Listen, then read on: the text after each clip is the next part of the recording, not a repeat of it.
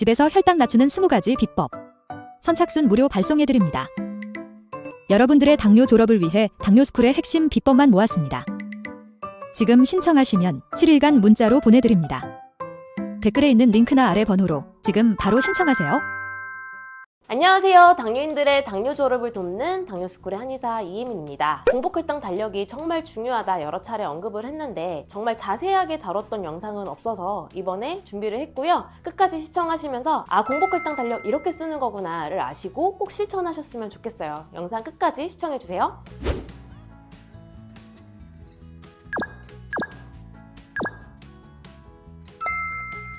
당뇨스쿨에서 만든 공복혈당 달력 이렇게 생겼죠? 당신의 졸업을 응원합니다 라고 되어 있고 안에 있는 속지는 이렇게 생겼는데요. 간단하게 보면 평소에 이분은 130에서 140대 나오는 분이라고 가정을 했을 때 평소보다 높은 날, 예를 들면 168, 159, 197 평소보다 130, 140대보다 높은 날, 왜 이렇게 높았는지 이유를 쓰게끔 되어 있고요. 그리고 평소보다 낮은 날, 130대, 140대보다 낮은 110대 이럴 때 왜 낮았는지를 관찰을 해서 적게끔 되어 있는 게 골자입니다. 이렇게 적다 보면은 나는 이럴 때 높구나, 이럴 때 낮구나를 알게 되는데 높거나 낮은 날 그 이유를 찾을 때는 어제를 돌이켜 봐야 되겠죠? 왜냐면 공복혈당은 아침에 일어나서 1시간 안에 측정을 하는 거기 때문에 높거나 낮은 이유는 어제에 있습니다. 어제 내가 생활했던 것들을 돌이켜보면서 왜 높지? 왜 낮지? 를 관찰하다 보면 관찰이 돼요. 그거를 적고 쭉 적다 보면은 나는 이럴 때 높구나 이럴 때 낮구나 라는 공통된 이유들이 보입니다. 나는 회식을 하거나 스트레스를 받거나 늦게 자거나 수면이 부족한 날 높게 나오는구나. 나는 산책을 하거나 충분히 자면 혈당이 좀 낮게 나오는구나. 이런 공통된 이유들을 찾을 수 있는 거거든요. 예시만 항상 보여드리고 지나갔던 게 조금 걸려서 오늘은 진짜 환자분들이 가지고 온 생생한 예시를 가지고 한번 자세하게 살펴보도록 하겠습니다. 처음에 제가 혈당 달력을 만들었던 계기가 어떤 환자분이 이렇게 탁상 달력에다가 공복혈당을 쭉 적어 오셨어요. 이걸 보면서 이렇게 우리가 보통 그냥 수첩에다가 날짜 적고 혈당 적고 날짜 적고 혈당 적고 이렇게 하면 이게 한눈에 보이지가 않는데 탁상 달력에다 적다 보니까 낮은 날이 보이고 높은 날이 보이는 거죠. 143, 147 이렇게 높을 때가 있고 121, 120 이렇게 낮은 날이 있으니까 한눈에 보이고 이게 월요일이 높은지 토요일이 낮은지 아니면 무슨 일 있었는지 108도 있고요. 그래서 이런 것들을 보면서 달력 형태로 적으니까 참 좋네라는 걸 알게 돼서 저희가 공복혈당 달력을 만들었는데요. 이걸 만들어서 보급을 해보니 몇 가지 공통적인 공복혈당을 낮추기 위해서 해야 할 것들이 있더라고요. 그 카테고리별로 하나씩 보도록 하겠습니다. 첫 번째는 저녁밥을 과식을 하거나 아니면 늦게 먹는 걸 야식이라고 하죠. 제때 먹어도 너무 많이 먹었거나 아니면 야식 좀 늦게 먹었거나 이럴 때는 공복혈당이 공통적으로 올라가는 게 보였습니다. 어떤 분이 이제 적어 오셨던 건데 200이 넘을 때가 있고 100대가 나올 때가 있어요. 이분은 인슐린을 맞는 분이라서 갭이 굉장히 큽니다. 그래서 200이 넘을 때를 보면 잠자기 전에 콜라 2캔을 먹었다, 과자를 먹었다, 그 다음에 200이 넘을 때가 또 제육볶음밥을 먹었다, 잠을 잘 못 잔 것도 있죠. 그리고 피자 치킨을 먹었다. 200이 넘을 때는 주로 저녁에 뭘 먹었다 이런 내용들이 적혀 있는데 내가 혈당이 평소에 100대가 나오는데 이렇게 늦게 먹거나 뭘 과식을 하거나 이런 혈당이 굉장히 높게 나오는구나를 공복혈당 달력을 통해서 관찰을 할 수가 있습니다. 또 다음 페이지를 보면 170이 넘을 때를 살펴보면 저녁에 8시 20분에 늦게 먹었다, 저녁 식사를 늦게 했다, 과식했다 이렇게 적혀 있는 거거든요. 그래서 170이 넘을 때의 공통점이 저녁밥을 늦게 먹었거나 과식을 했을 때라고 관찰이 되는 거죠. 그리고 이분은 기본적으로 또 혈당 갭이 굉장히 큽니다.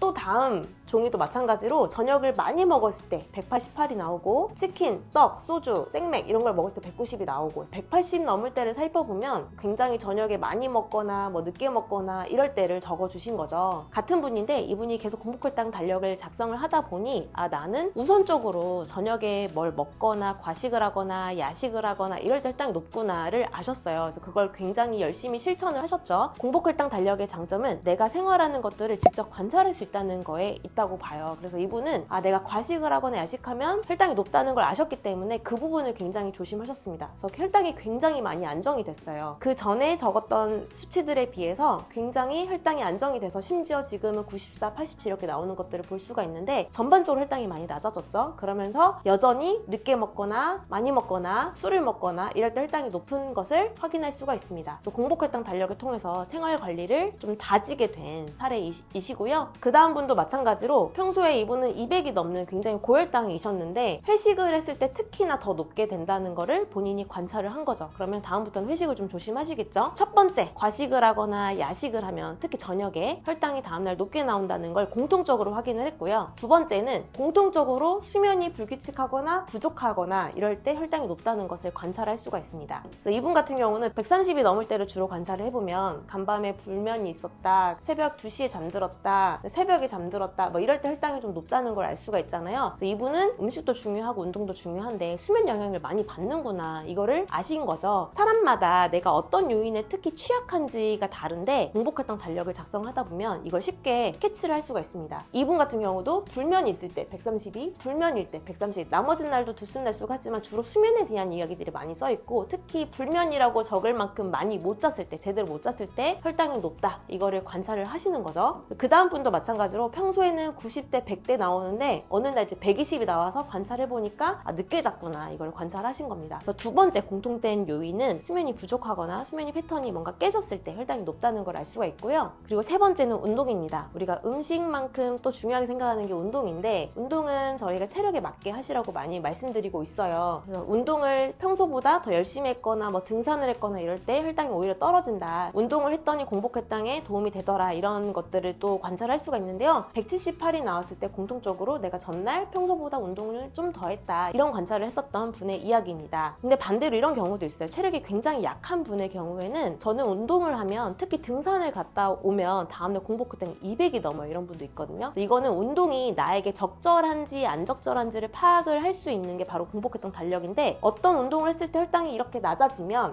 이 정도 운동은 나에게 도움이 되는구나를 생각하시면 되겠는데, 체력이 약하거나 좀 평소에 너무 노동처럼 운동하시는 경우에는 운동량이 너무 많거나 과했을 때 혈당이 오히려 올라가는 경우도 있습니다. 그런 것들 또한 관찰을 좀 하시면 되겠습니다. 그리고 네 번째, 컨디션인데요. 이렇게 너무 과로하거나 감기나 독감 등으로 인해서 몸이 안 좋거나 장염 뭐 이런 걸로 인해서 컨디션이 안 좋을 때는 혈당이 오히려 올라가는 것을 관찰할 수가 있고요. 혈당 달력을 쓰다 보면 관찰하실 수 있습니다. 그리고 다섯 번째, 스트레스인데요. 마찬가지로 내가 평소에 괜찮았는데 갑자기 급성 스트레스를 받으면 혈당이 확 올라가는 게 공복혈당으로 보이거든요. 아니면 이런 분도 있어요. 월화수목금토일 중에 특히 월화가 혈당이 높은 분들, 특히 월요일 화요일, 월요병이라고 하죠. 회사 가야 되니까 그런 월요일 화요일에 스트레스 때문에 혈당이 높다가 그 뒤에는 좀 가라앉고, 주말에 특히 평일보다 주말에 더 먹는데도 주말 혈당이 좀 더 떨어지는 그런 분들도 있습니다. 그래서 스트레스도 공복혈당 달력을 통해서 관찰할 수가 있습니다. 그래서 이런 것들을 관찰할 수 있는 게 공복혈당 달력이기 때문에 매일매일 체크를 하면서, 또는 스트레스다, 나는 매일매일 재는 게 스트레스다라고 하면 일주일에 3-4번만 재셔도 좋습니다. 관찰을 하면서 평소보다 높게 나오거나 평소보다 낮게 나오는 날 그 이유를 찾아서 관찰을 하시고, 공통된 이유들을 적다 보면 내가 해야 할 것들을 정립을 할 수가 있습니다. 나는 이때 자야 되고 운동은 이만큼 해야 되고 저녁은 이렇게 먹어야 되는 사람이구나, 이거를 알 수 있는 게 공복혈당 달력이고요. 저희 졸업자 인터뷰 찍어주셨던 분 중에 한 분이 졸업할 수 있었던 가장 큰 요인을 꼽으면 어떤 게 있겠냐라고 저희가 여쭤봤을 때 공복혈당 달력을 꼽아주셨거든요. 그만큼 당뇨 졸업에 큰 도움이 되는 것이기 때문에 꼭 실천하셨으면 좋겠습니다. 이렇게 적으면 안 돼요. 이렇게 적으면 안 된다고 예시를 가졌는데, 이렇게 적으면 안 되는 이유가 뭐냐면, 운동을 했고 안 했고 몇 분 했고 이걸 계속 적잖아요. 그리고 몇 시에 잤고 몇 시에 일어났고를 계속 적습니다. 꿈을 꿨는지 안 꿨는지를 계속 적어요. 이렇게 되면 내가 혈당이 높을 때 낮을 때 그 이유만 적어야 나 이럴 때